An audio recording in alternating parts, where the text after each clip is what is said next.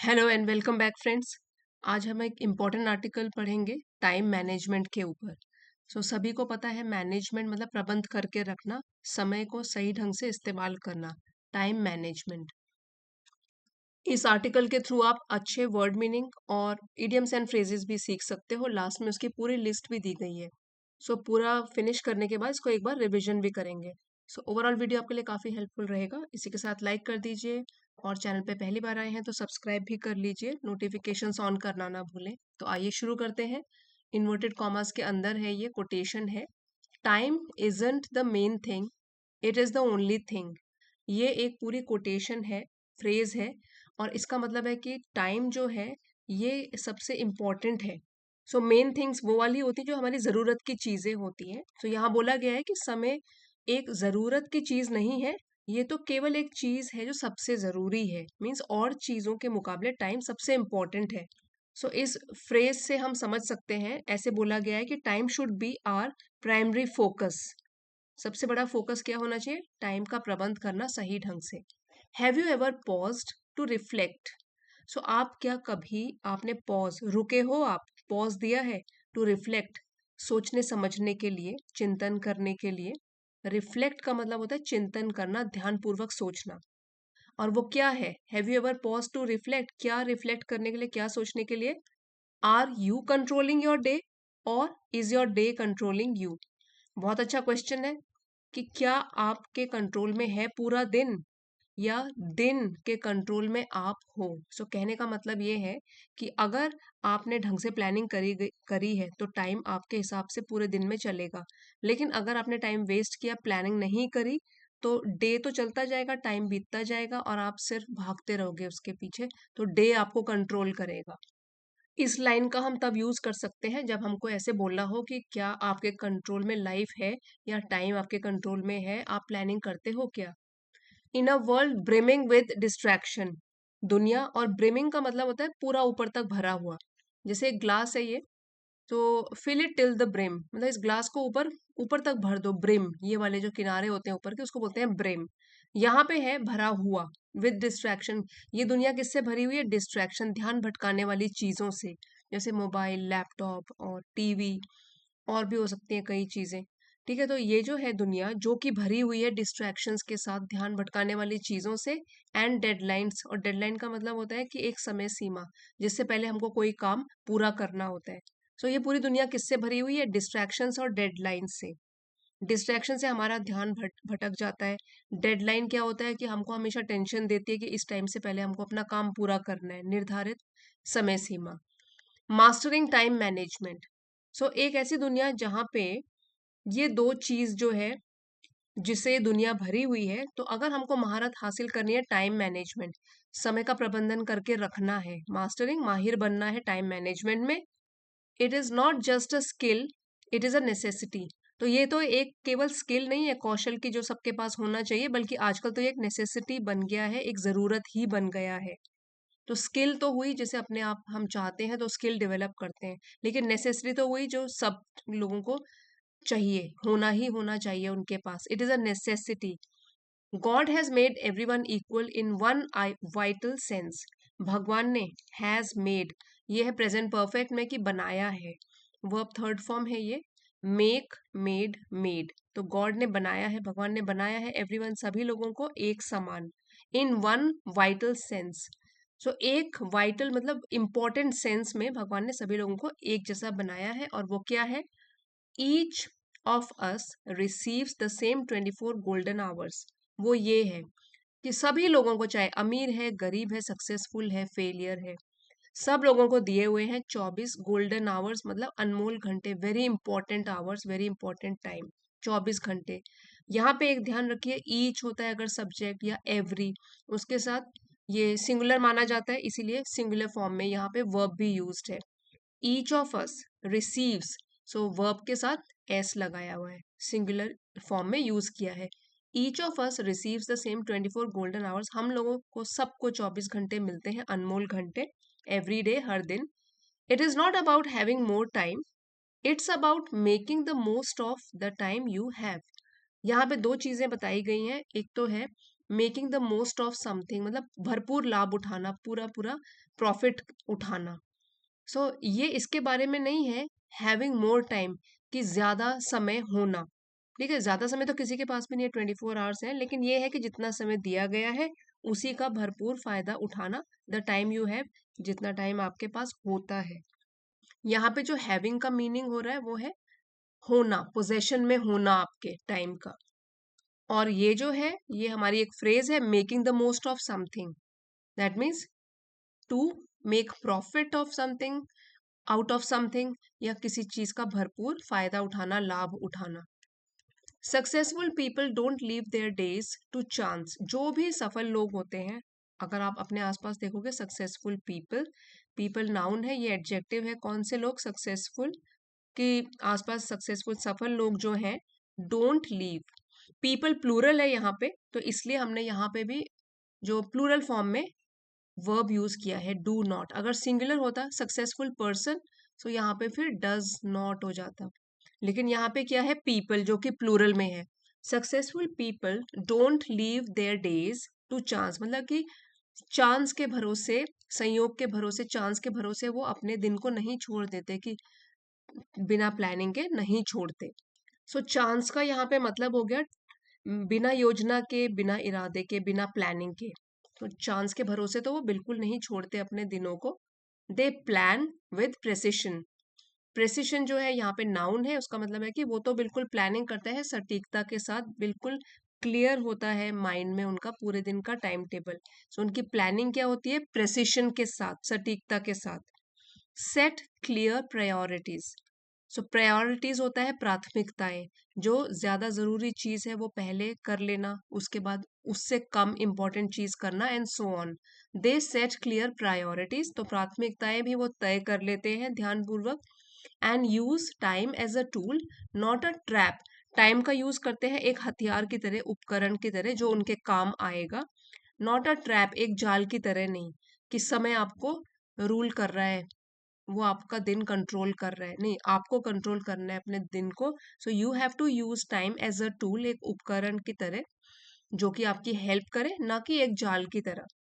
On the flip side, जब भी हमको कोई दूसरा पहलू दिखाना होता है तो हम ऐसे बोलते हैं ऑन द फ्लिप साइड, मतलब कि दो चीजों के बारे में अगर बात कर रहे हैं तो एक चीज के बारे में बात करी, फिर फ्लिप साइड मीन दूसरा पहलू, सो दूसरी ओर। लेकिन जो ये होता है वो कम बेहतर होता है। जैसे दो चीज का कंपैरिजन कर रहे हैं तो ये कम बेहतर है, थोड़ा इसमें पहले के मुकाबले कुछ कमियां होंगी। So on the flip side, दूसरी ओर, those who approach life casually, तो हमने पहले तो बात कर ली कि जो लोग काफी अच्छे तरीके से प्लानिंग करते हैं। तो फ्लिप साइड, दूसरी ओर, ये है कि दोज, जो लोग अप्रोच करते हैं अपनी लाइफ को कैजुअल तरीके से, लापरवाही के साथ, often find themselves burning the candle at both ends. ये एक ईडियम है, burning the candle at both ends, इसका मतलब है जरूरत से ज्यादा मेहनत करना।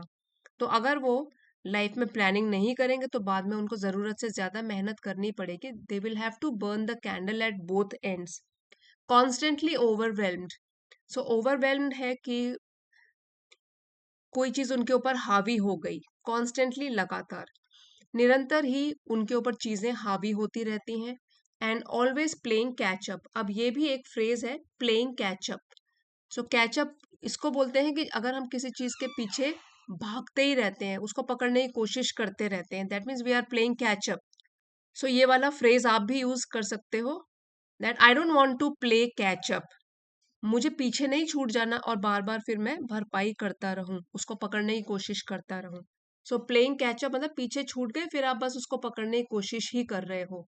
सो जो लोग, फ्लिप साइड में बताया गया है कि जिनकी अप्रोच दूसरी तरीके की होती है, they find themselves burning the candle at both ends. एक तो ये वाली इडियम आपने सीखी, burning the candle at both ends, कि जरूरत से ज्यादा मेहनत करने पड़ती है उनको।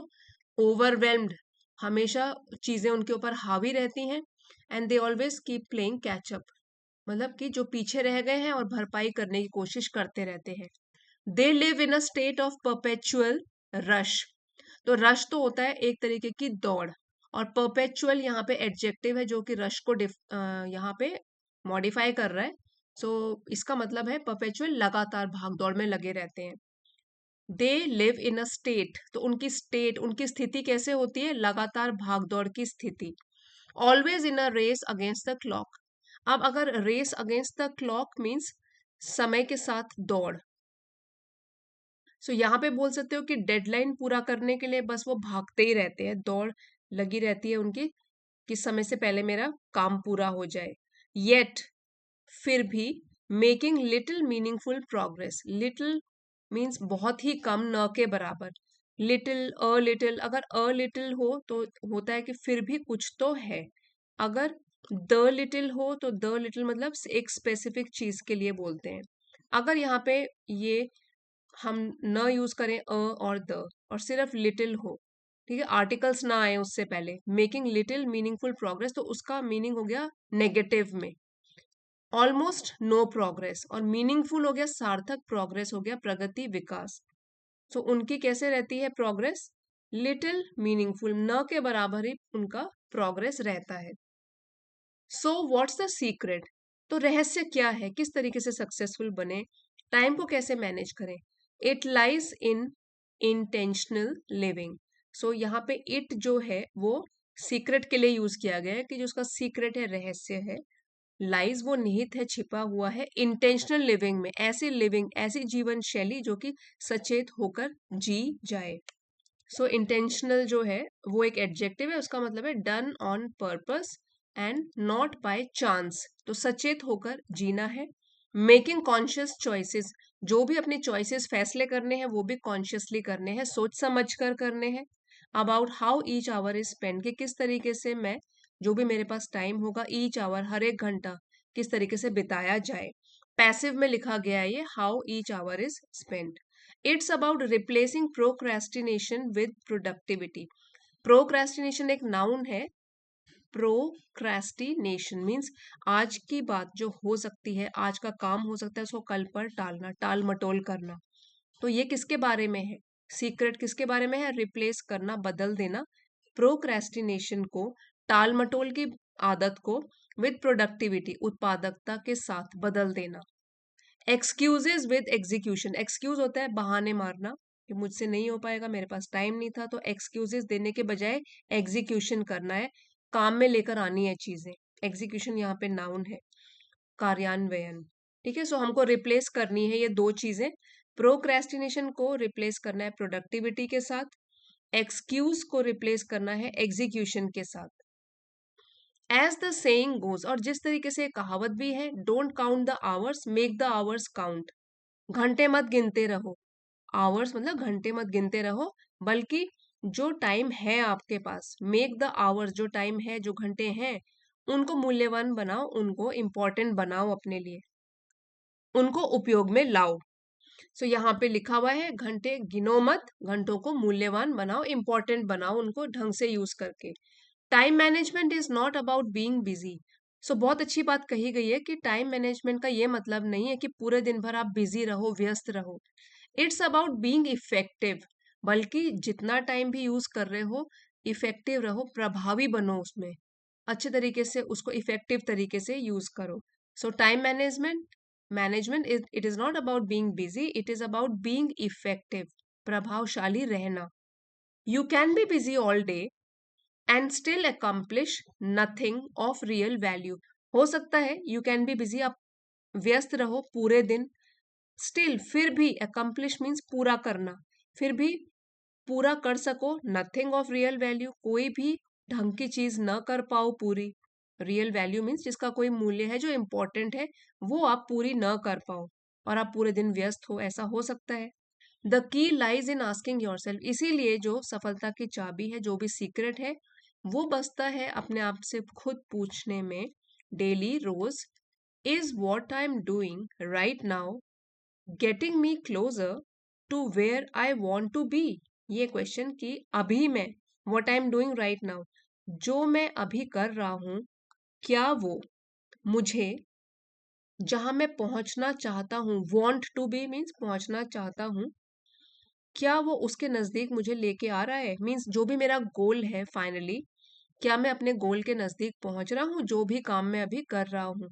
Is what I am doing right now getting me closer to where I want to be. ये क्वेश्चन पूछिए, खुद आंसर मिल जाएगा। रिमेंबर, इसलिए याद रखिए, टाइम लॉस्ट, अगर टाइम गंवा दिया गया, समय गंवा दिया गया, इज नेवर फाउंड, तो वो वापस नहीं मिल सकता। ठीक है, नेवर फाउंड अगेन, फिर से वापस नहीं मिलेगा, इसलिए स्पेंड इट वाइजली, टाइम को बुद्धिमानी के साथ, समझदारी के साथ स्पेंड कीजिए, and it will reward you generously. और it will reward means future में बताया गया है कि वो आपको इनाम देगा, रिवॉर्ड करेगा जेनरसली, उदारता के साथ। सो जेनरसली यहाँ पे एक एडवर्ब है कि रिवॉर्ड करेगा किस तरीके से, जेनरसली। और इसका मीनिंग जनरली होता है specially more than is usual और मोर देन इज एक्सपेक्टेड, जितनी आपने आशा करी होगी उससे भी अच्छे तरीके से आपको इनाम मिलेगा अगर आप समय का सदुपयोग करोगे और अच्छी तरीके से प्लानिंग के साथ उसको यूज करोगे। सो फ्रेंड्स, इस लेसन का पीडीएफ आपको चैनल की एलिट मेंबरशिप को ज्वाइन करके मिल जाएगा। अगर आप चाहते हो लेवल 2 की मेंबरशिप को ज्वाइन कर सकते हो। एक बार क्विक रिवीजन कर लेंगे कुछ डिफिकल्ट वोकैबुलरी का। पॉज होता है थोड़ी देर के लिए रुकना, टू स्टॉप ब्रीफली। रिफ्लेक्ट है किसी चीज के ऊपर सोच विचार करना, ध्यानपूर्वक सोचना, गहराई से सोचना, टू थिंक डीपली और केयरफुली अबाउट समथिंग। ब्रिमिंग आपको बताया था, ब्रिमिंग मतलब पूरी तरीके से भरा हुआ, लबालब भरा हुआ, जैसे कि the glass is filled up to the brim, मतलब ऊपर तक वो पूरा ग्लास भरा हुआ है। Filled to the point of overflowing, की और अगर भर गया तो पानी नीचे गिरने लग जाएगा। ठीक है।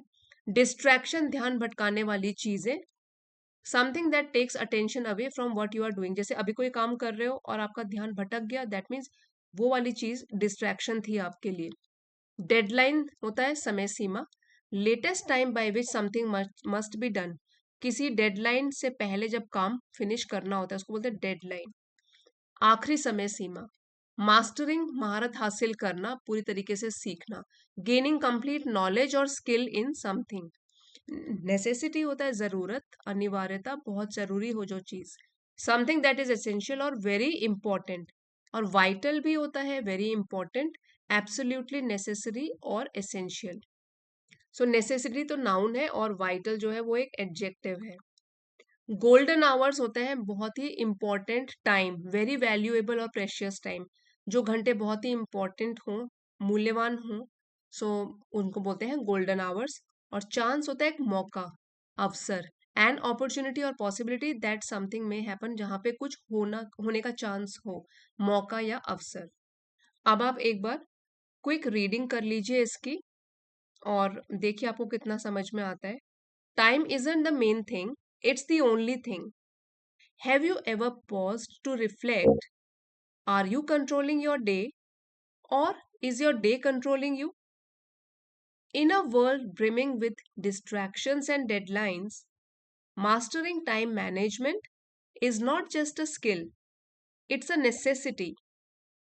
God has made everyone equal in one vital sense. Each of us receives the same 24 golden hours every day. It's not about having more time, it's about making the most of the time you have. Successful people don't leave their days to chance. They plan with precision, set clear priorities, and use time as a tool, not a trap. On the flip side, those who approach life casually often find themselves burning the candle at both ends, constantly overwhelmed and always playing catch up. They live in a state of perpetual rush, always in a race against the clock, yet making little meaningful progress. So, what's the secret? It lies in intentional living, making conscious choices about how each hour is spent. It's about replacing procrastination with productivity and excuses with execution. As the saying goes, don't count the hours, make the hours count. Time management is not about being busy, it's about being effective. You can be busy all day and still accomplish nothing of real value. The key lies in asking yourself daily, is what I'm doing right now getting me closer to where I want to be? Remember, time lost is never found again. spend it wisely and it will reward you generously. So I hope friends आप भी अपना time ढंग से manage करेंगे and I hope this article has proved helpful to you. अगर आपको पसंद आया है तो please don't forget to like share and subscribe. मिलते हैं अगले वीडियो में. Thank you for watching.